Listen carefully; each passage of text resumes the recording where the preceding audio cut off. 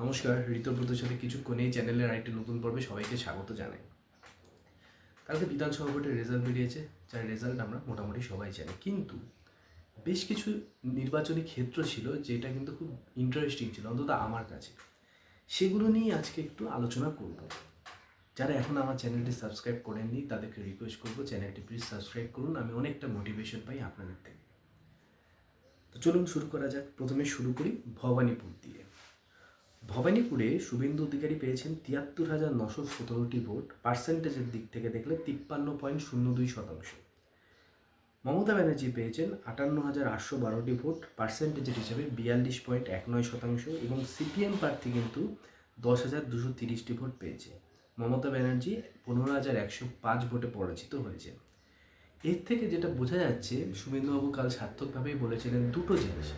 এক তো মুসলিম ওয়ার্ডগুলোতে মমতা ব্যানার্জি ঢালাও ভোট পেয়েছে, কিন্তু একই সাথে হিন্দু ওয়ার্ডগুলোতে কিন্তু শুভেন্দু অধিকারী ঢালাও ভোট পেয়েছেন। অর্থাৎ একটা পোলারাইজেশন সেখানে হয়েছে। আরেকটা জিনিস, সিপিএমের যারা ভোটার, সিপিএমে ভবানীপুরে জেনারেলি ১৮-১৯ হাজার ভোট থাকে, সেখানে ১০,২৩০টি ভোট সিপিএম ক্যান্ডিডেট পেয়েছেন। অর্থাৎ বাকি ভোট কিন্তু শুভেন্দু অধিকারীর দিকে গেছে। এবার most surprising result to me, Tollygunge. Papiya Adhikari পেয়েছে ৮৮,৪৬০টি ভোট। অরূপ বিশ্বাস পেয়েছেন ৮২,৩৯৪টি ভোট। শতাংশের হিসাবে পাপিয়া অধিকারী ৪২.৯৯%, অরূপ বিশ্বাস ৪০.০৬%। দিনের শেষে বিজেপি প্রার্থী জিতেছেন ৬,০১৩টি ভোটে।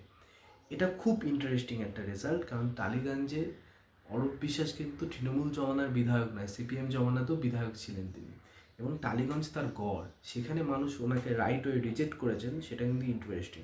কিন্তু এগেইন এখানে কিন্তু ভোট পার্থক্য খুব বেশি নয়। এখানে সিপিএম প্রার্থীও ভালো ভোট পেয়েছেন, ১৪.৭%, ৩০,৩35টি ভোট। পার্থপ্রতিম বিশ্বাস সুশিক্ষিত ব্যক্তি, মিডিয়ার পরিচিত মুখ, তিনিও বেশ অ্যাট্রাকশন নিয়েছেন, এখানে অ্যাট্রাকশন পেয়েছেন আর কি। তারপর দমদমে চলে যাই। ব্রাত্য বসু। ব্রাত্য বসু শিক্ষামন্ত্রী এবং দমদমের কিন্তু তৃণমূল জমানার ২০১১ সাল থেকে নিয়মিত বিধায়ক। তিনি ভোট পেয়েছেন ৭৩,৯০৮টি, ৩৭.৩১%। অরিজিৎ বক্সি পেয়েছেন ৯৯,১৮১টি ভোট, ৫০.০৭%। এবং সিপিএমের বেশ পরিচিত মুখ ময়ূখ বিশ্বাস, তিনি পেয়েছেন ২০,৫৭৬টি, অর্থাৎ 10.39%।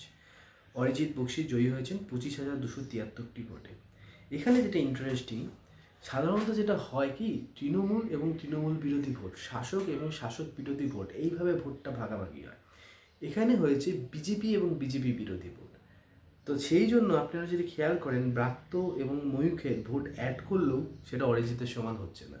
তো সেদিক থেকে দেখলে কিন্তু দমদমটা খুব ইন্টারেস্টিং একটা সাইন হিসাবে দেখা যেতে পারে এই পরিবর্তনে।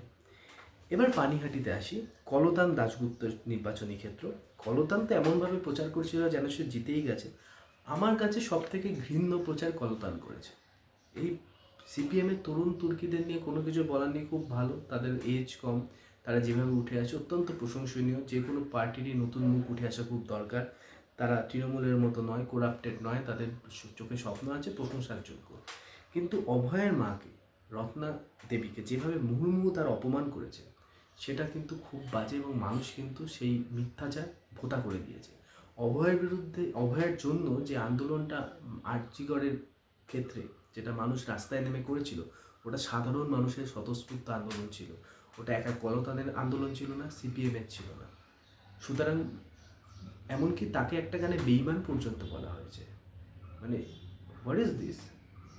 কলতান জেলে গেছিল এই আন্দোলনের জন্য নয়, কলতান এই আন্দোলনকে কেন্দ্র করেই কিছু তার বিরুদ্ধে অ্যানার্কিজমের বা কিছু জিনিস ছড়ানোর অভিযোগ ওঠে, তার জন্য জেলে গেছিলো। খুব একটা সাবস্টেন্স ছিল না, সে ছাড়া পেয়ে গেছে। কিন্তু এই গোটা প্রসেসটার সাথে জেলের যাত্রাকে ইন্টিগ্রেট করে যেভাবে রত্নাদেবীকে একঘরে করবার তারা পরিকল্পনা করেছিলেন, সাধারণ মানুষ সেখানে জাস্ট কি বলবো, ভোতা করে দিয়েছে। কলতান পেয়েছে ২৩,৭৫৭টি ভোট, ১৩.৭৩%। তীর্থঙ্কর ঘোষ পেয়েছে ৫৮,৭৭৯টি ভোট, ৩৩.৩%। এবং রত্না দেবনাথ পেয়েছেন ৮৭,২৭৯টি ভোট, ২৭,৮০০ ভোটে তিনি জিতেছেন, 27,৮০০ ভোটে। তিনি পেয়েছেন ৫০.২৮%। অর্থাৎ এখানেও কিন্তু তৃণমূল সিপিএমের কম্বাইন্ড ভোটের থেকে বিজেপি বেশি পেয়েছে। এটাও একটা ইন্টারেস্টিং ব্যাপার। এবার যাচ্ছে উত্তরপাড়া। উত্তরপাড়াতে দীপাঞ্জন চক্রবর্তী পেয়েছে ৮০,১৪৪টি ভোট, ৩৯.24%।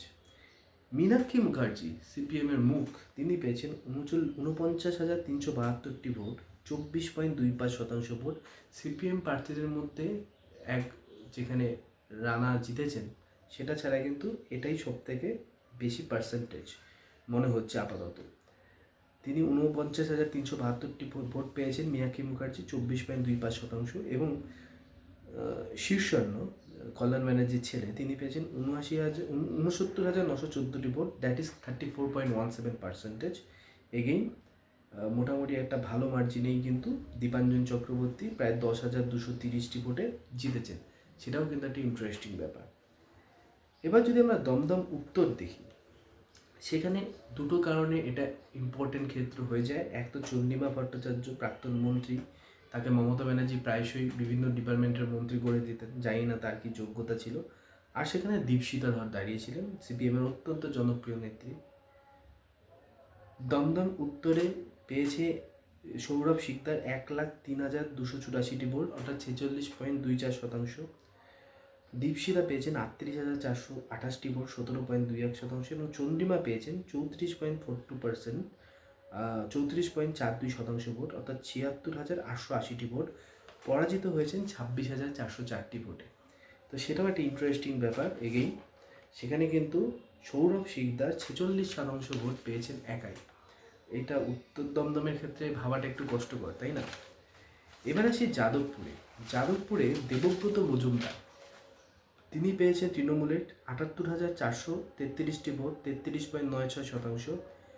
বিকাশ ভট্টাচার্য, যিনি সিপিএমের অত্যন্ত প্রসিদ্ধ নেতা, তিনি পেয়েছেন ৪১,১৪৮টি ভোট, ১৭.৮১%।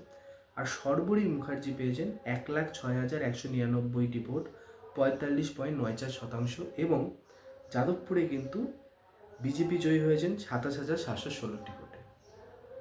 তো এই কেন্দ্রগুলোতে আমার বেশ ইন্টারেস্টিং ভোট হয়েছে বলে মনে হয়, যেখান থেকে বোঝা যায় বাংলার মানুষ ঠিক কী চেয়েছে এবং কিসের পক্ষে রায় দিয়েছে। ভালো থাকবেন সবাই।